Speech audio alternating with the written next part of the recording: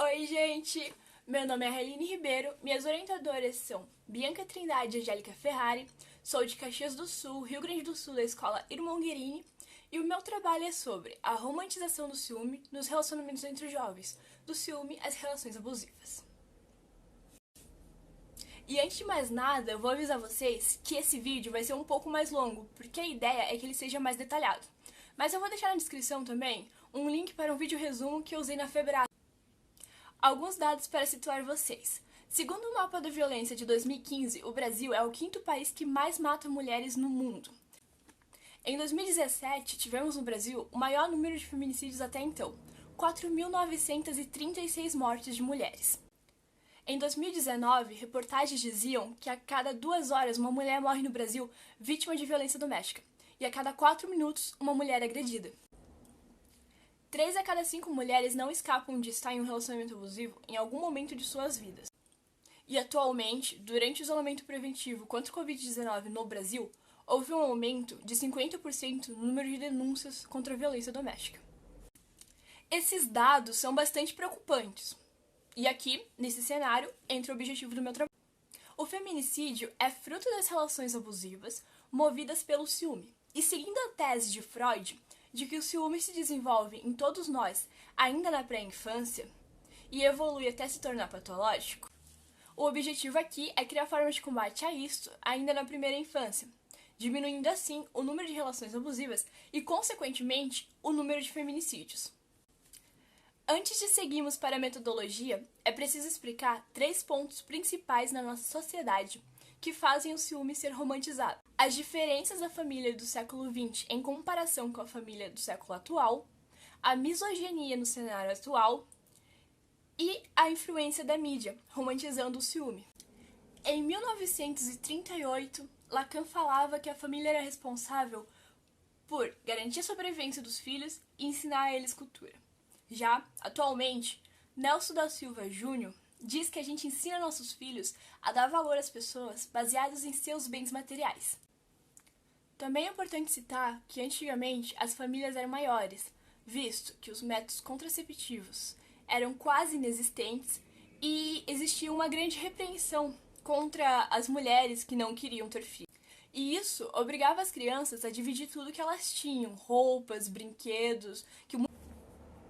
Já agora, com os avanços nos métodos contraceptivos e a liberdade das mulheres, as famílias optam por ter menos filhos ou até mesmo não ter.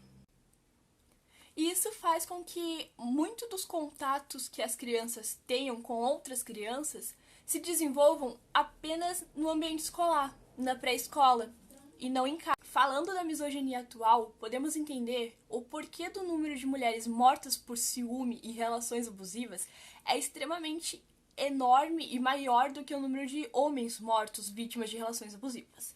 Quer dizer, a gente até tem números de homens que são vítimas de relacionamentos abusivos, mas a taxa é muito menor. O sexo feminino está muito mais sujeito a ser vítima. E isso tem muito a ver com a criação de ambos e o valor desigual que a sociedade dá a cada gênero. As mulheres, por exemplo, são ensinadas quando crianças a brincar de casinha e coisas que preparariam elas para a maternidade e o serviço doméstico em casa. Assim também, mais frequentemente, são as mulheres que são responsáveis por organizar quase tudo dentro de um lar. E além de todas essas diferenças de criação, as mulheres chegam a receber 25% menos do que um homem pela mesma função em um trabalho. E isso implica diretamente para que mais mulheres sejam dependentes financeiras de homens abusivos. Por fim, a mídia também colabora muito para a romantização do ciúme, exaltando filmes, séries e músicas que explicam de uma maneira muito errada e romantizam até as relações abusivas e os ciúmes.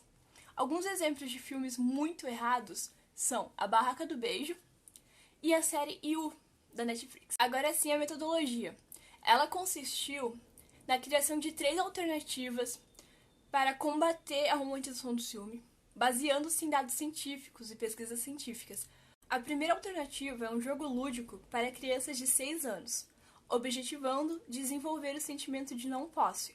O jogo é composto por 48 cartas com situações de ciúme na infância e mais 6 cartas adicionais para que os pais e a escola possam adicionar situações para promover mais diálogos e ensinamentos, com base no aprendizado de não sentimento de posse. Cada carta tem uma situação com uma atitude certa ou errada em relação ao tema de ciúme na infância. Para as atitudes certas, ganha-se a carta, e para as erradas, encontra-se penalidades. O jogo também conta com 2 quebra-cabeças, que devem ser montados com o número no avesso de cada carta. Ganha quem completar o quebra-cabeça primeiro. Essa metodologia promove o aprendizado das crianças brincando, promovendo também as relações familiares e colegiais. A segunda alternativa é a campanha visual contra as relações abusivas. As 2 obras autorais destinadas aos jovens promovem uma reflexão sobre como seria um relacionamento abusivo. As obras foram expostas na Câmara de Vereadores de Caxias do Sul, na Mostra IFTEC de 2019, na RBS TV no Jornal do Almoço e nos jornais locais, como o Pioneiro. A proposta aqui é que os jovens se alertem para os prejuízos das relações abusivas. A terceira alternativa foi a criação da espiral da relação abusiva, que consiste em explicar as 3 principais etapas de um relacionamento abusivo, servindo como um alerta para as possíveis vítimas. A gente tem um objetivo muito grande, que se consiste em tanto ajudar uma possível vítima que está em um relacionamento abusivo, mas ainda não sabe que está, porque isso acontece muito, quanto também ajudar a sociedade a entender como é que funciona um relacionamento abusivo e deixar assim de criticar quem faz parte, quem é vítima em uma relação abusiva. Porque existe toda uma construção, e eu vou explicar agora adiante, que faz com que a vítima não saia de uma relação abusiva, a não ser que seja tarde demais, e daí ela saia morta, muitas vezes. E a relação abusiva começa com a lua de mel, que é a fase da atenção, dos presentes, do carinho e das reconciliações. E essa parte é importante, pois ela vai se repetir após cada agressão. Após cada falha, o abusador vai fazer algo que faça a vítima ter vontade de dar uma segunda chance a ele. E é isso que faz uma vítima continuar em uma relação abusiva. A segunda fase da relação abusiva é a tensão, onde entra o ciúme, o controle, as discussões, as ameaças e o medo, junto com os insultos. E aqui, mais uma vez, mostra-se a importância do meu trabalho, pois quando se ensina na infância que o ciúme não é algo bom e se reforça isso na juventude, a pessoa vai embora de uma relação abusiva ao primeiro sinal. E a terceira fase da relação abusiva é a agressão de fato, o tapa, o espancamento. E então as fases vão se repetindo e o período de tempo entre uma ação e a outra, entre uma fase e a outra, vai diminuindo, até que acabe em um feminicídio. E aqui eu gostaria de pausar minha explicação para um alerta. 3 a cada 5 mulheres não escapam de estar em um relacionamento abusivo. A violência contra a mulher é crime e você não está sozinha. Ligue 180, denuncie, se proteja, se liberte. Ninguém vai mudar da noite para o dia. E você pode ser mais um número, mais uma estatística. Resultados, enfim. Então, foram entrevistadas 42 pessoas no decorrer do ano passado, onde a maioria eram mulheres de até 18 anos. Metade das pessoas entrevistadas assumiu o seu sentimento de ciúme como algo bom. Porém, essas mesmas pessoas disseram que não gostam que seus companheiros sintam ciúme dela. Das pessoas que passaram por um relacionamento abusivo, 1/3 afirmou ainda ter o sentimento de ciúme como algo bom. E isso, Freud explica como compulsão à repetição, que é o que a gente conhece popularmente como dedo podre, que é quando a gente está tão acostumado com uma ação nossa ou dos nossos pais que a gente repete ela constantemente. E essa definição ela é importante porque ela explica também e ela nos faz entender de uma certa forma o porquê que as mulheres que são filhas de casais que viviam constantemente brigando e que até houve casos de violência doméstica entre seus pais, têm maior tendência por estar em um relacionamento abusivo em algum momento de suas vidas. O jogo lúdico foi apresentado na Tribuna de Caxias do Sul, na Câmara de Vereadores, e segue para a implementação das escolas da rede municipal. A ideia é que seja ensinado para as crianças da fase do 1º ou 2º ano do ensino fundamental como um apoio um embasamento melhor para o sentimento de não posse. Como já citado, as obras autorais e a espiral da relação abusiva foram apresentadas em diversos locais e meios de comunicação, atingindo assim diversas pessoas. E isso, de certa forma, nos dá como concluído um dos objetivos, que era também a divulgação dessas obras autorais e visuais, para que as pessoas entendam como é que funcionaria uma relação abusiva. E assim a gente tendo mais pessoas atingidas, a gente tem mais pessoas refletindo sobre. E daí a gente tem menos pessoas querendo participar de relações abusivas, e a gente tem menos pessoas sendo abusivas às vezes, porque a pessoa antes de ser abusiva, quando ela tem esse diálogo todo, ela vai pensar, bah, será que eu tô fazendo algo errado? Podemos entender então que os objetivos foram alcançados, pois cada vez mais há mais discussão visando o combate às relações abusivas. Em contrapartida, o sentimento de ciúme continua sendo supervalorizado.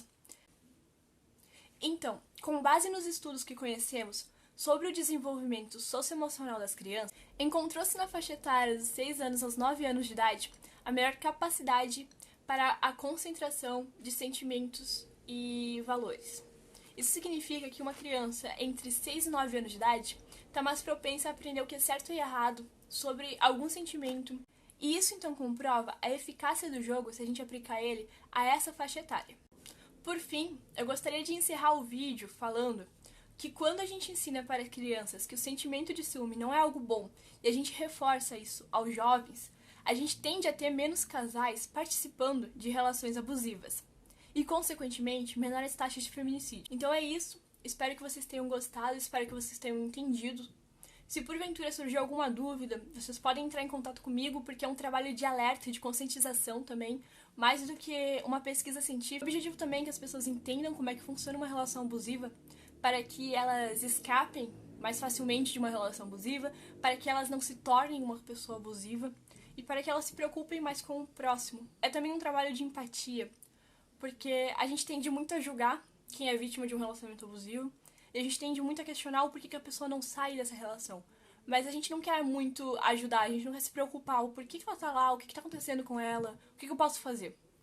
E eu acho que é por isso que tem tanta gente morrendo, sendo vítima, tanto caso de feminicídio. E se cada um fazer a sua parte, a gente consegue tirar o Brasil do 5º lugar do ranking mundial de feminicídio.